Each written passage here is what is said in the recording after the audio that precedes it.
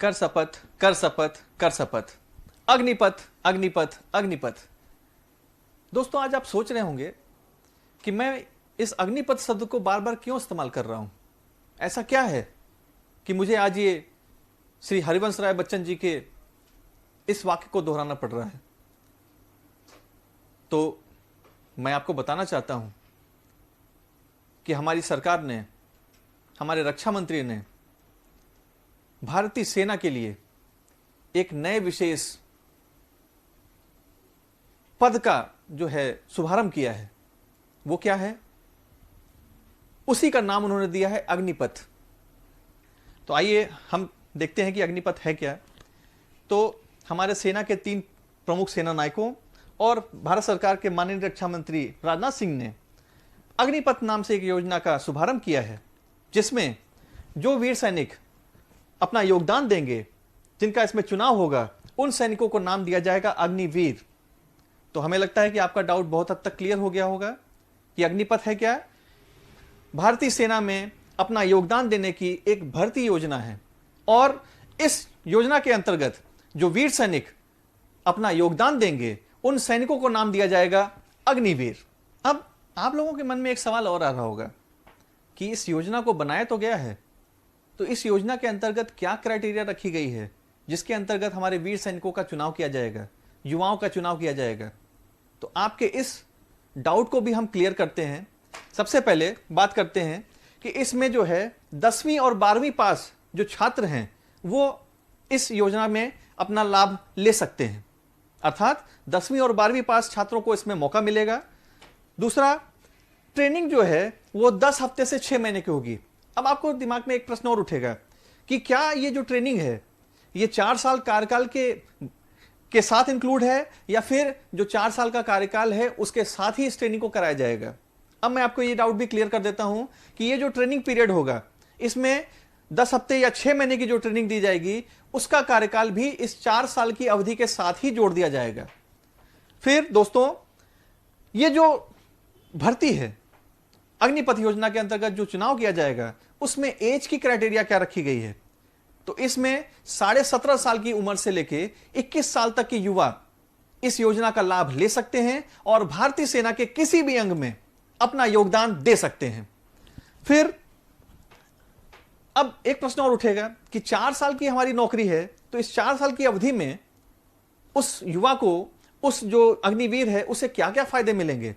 तो मैं आपको यह भी क्लियर करना चाहता हूं कि उस अग्निवीर को आकर्षक वेतन दिया जाएगा। अभी हम वेतन के बारे में भी चर्चा करेंगे। और न केवल उसे एक आकर्षक वेतन मिलेगा, बल्कि साथ ही साथ भारतीय सेना के उस जवान को एक आकर्षक जो है कह सकते हैं कि सर्टिफिकेट दिया जाएगा, जिसका लाभ वो नौकरी के बाद भी, मतलब भारतीय सेना में नौकरी के बाद भी ले सकता है। उसका क्या क्या लाभ होगा?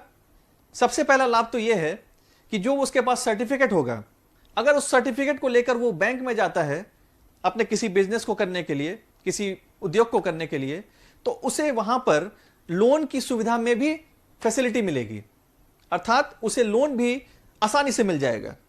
दूसरा, अगर मान लीजिए कि वो किसी प्राइवेट संस्थान में या सरकारी नौकरी के लिए ही आवेदन करता है, तो उसे भी वहां पे उस सर्टिफिकेट के आधार पे वरीयता दी जाएगी।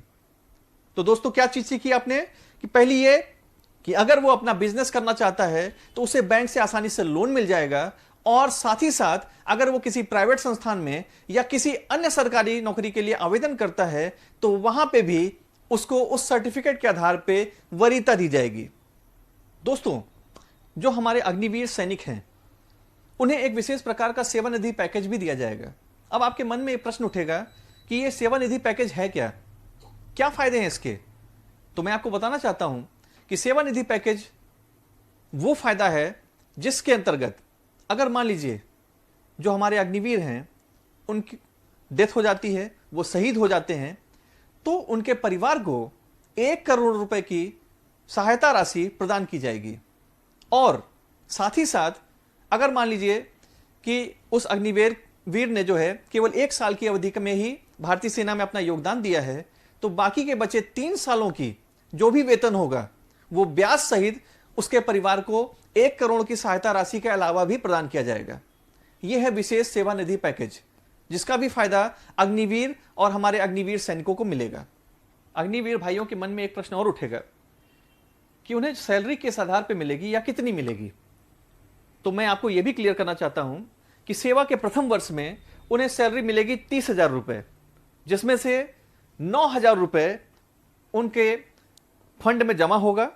इसी तरीके से दूसरे वर्ष में उन्हें सैलरी मिलेगी 33,000 रुपए, जिसमें से 9,900 रुपए उनके फंड में जमा होगा।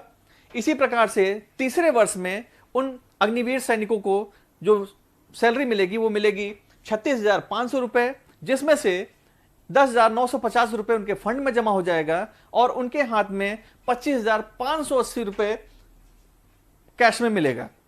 और सेवा के चौथे वर्ष में यानी कि अंतिम वर्ष में उनकी जो सैलरी होगी वो सैलरी होगी 40,000 रुपए, जिसमें से उनके फंड में 12,000 रुपए काट लिए जाएंगे और उनके हाथ में जो सैलरी आएगी वो आएगी 28,000 रुपए।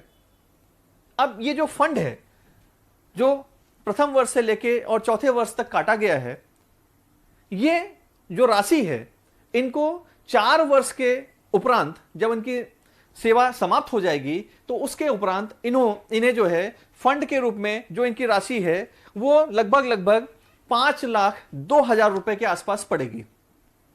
और लेकिन इनको जो सेवा निधि मिलेगी वो सेवा निधि मिलेगी लगभग 11 लाख रुपए। अब ये 11 लाख रुपए की राशि जो है इसमें से आधा पैसा उनके जो फंड में से काटा गया है वो राशि होगी और साथ ही साथ उतना ही अमाउंट में जो राशि होगी, जो मूल्य होगा, वो हमारी सरकार उन अग्निवीर सैनिकों को प्रदान करेगी। अब एक और लोगों के मन में प्रश्न उठ रहा है, क्या 4 साल के बाद भी कोई ऐसा प्रावधान है, कोई ऐसा नियम है जिसके अंतर्गत जो हमारे अग्निवीर सैनिक हैं उनके कार्यकाल को क्या बढ़ाया जा सकता है? तो मैं आपको यह भी क्लियर करना चाहता हूं कि भारत सरकार ने हर वर्ष के उपरांत में जितने भी लोग सेलेक्ट किए जाएंगे, जैसे भारत सरकार ने लक्ष्य रखा है कि हर साल 50,000 लोगों का सिलेक्शन किया जाएगा, जो कि प्रथम वर्ष में शायद में भी 46,000 के आसपास रखा गया है।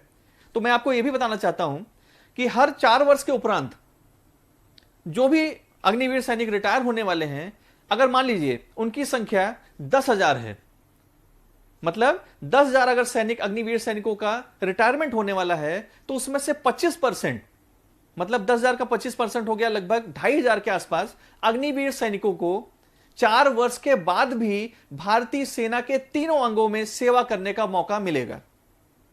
मतलब वो भारत मां की सेवा 4 वर्ष के उपरांत भी कर सकते हैं। मैं आपके एक डाउट को और क्लियर करना चाहता हूं कि ये जो भर्ती की योजना है, जो अग्निवीर सैनिक का चुनाव किया जाएगा, ये अग्निवीर सैनिक कमीशन पोस्ट के लिए नहीं होंगे, ये केवल नॉन कमीशन पोस्ट के लिए इनका चुनाव किया जाएगा। अब अग्निवीर सैनिकों को और क्या क्या बेनिफिट्स मिल सकते हैं, जरा उसके बारे में भी चर्चा की जाए। तो सबसे पहला तो यह है कि अग्निवीर जो सैनिक हैं, जो जवान हैं, उनका सेना के किसी भी रेजिमेंट में चुनाव किया जा सकता है। मतलब उनका किसी पर्टिकुलर रेजिमेंट में चुनाव नहीं होगा, वो किसी भी रेजिमेंट में भेजे जा सकते हैं। फिर अपनी सर्विस के दौरान अग्निवीर सैनिकों को एक प्रतीक चिन्ह प्रदान किया जाएगा जिसे उन्हें पहनना होगा, और यही प्रतीक चिन्ह उन्हें अग्निवीर सैनिक का दर्जा प्राप्त कराएगा। और क्या है, आर्म फोर्स से अग्निवीरों के लिए डिस्ट्रिक्ट रैंक दी जाएगी। मतलब उन्हें भी उनके कार्यकाल में उनकी कार्य की वरीयता के आधार पर पोस्ट दी जाएगी और तय गाइडलाइन के मुताबिक उन अग्निवीर सैनिकों को, उन भारत मां के वीर सपूतों को समय समय पे पुरस्कार भी प्रदान किए जाएंगे, जिससे उनका मनोबल और ऊंचा होगा। मैं आपको एक चीज और क्लियर करना चाहता हूं कि इन अग्निवीर सैनिकों के चुनाव में सदियों से चली आ रही अंग्रेजी हुकूमत की एक परंपरा को भी हटा दिया गया है। और वो परंपरा क्या है? अभी तक आपने सुना होगा कि भारतीय सेना में हमारी जो रेजिमेंट थी उसको अलग अलग नामों से जाना जाता था। गोरखा रेजिमेंट, राजपूताना राइफल्स और भी तमाम नामों से उन्हें पुकारा जाता था। लेकिन अभी हमारे रक्षा मंत्री श्री राजनाथ सिंह जी ने और भारतीय सेना के तीनों सेना नायकों ने और समस्त पदाधिकारियों ने एक अहम फैसला लिया है, जिसमें इन अंग्रेजी हुकूमत के समय से चली आ रही रेजिमेंट के तकनीकी चुनाव के क्रम को बदल दिया गया है। मतलब अब कोई भी इन अग्निवीर सैनिकों में राजपूताना या गोरखा रेजिमेंट या किसी और रेजिमेंट का सैनिक नहीं माना जाएगा, बल्कि उन सब का केवल एक नाम होगा और वो नाम होगा अग्निवीर। मतलब दोस्तों कि हमारे सैनिक अब केवल एक नाम से जाने जाएंगे और वो नाम होगा अग्निवीर।